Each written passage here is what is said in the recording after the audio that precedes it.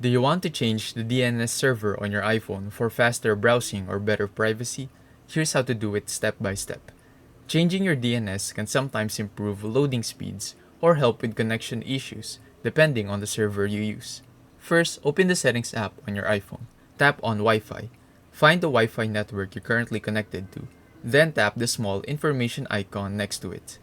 Scroll down until you see the DNS section. Tap on Configure DNS. By default, it's usually set to automatic. Switch it over to manual.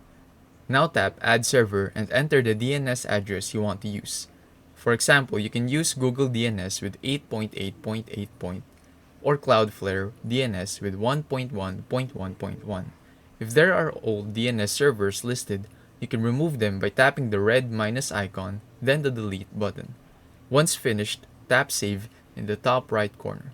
Your iPhone will now use the new DNS server whenever you're connected to that Wi-Fi network. Keep in mind, DNS settings are saved separately for each Wi-Fi network, so you may need to repeat these steps on other connections. And that's it, you've successfully changed the DNS server on your iPhone. If this video helped you, please leave a like and subscribe for more tech tutorials like this.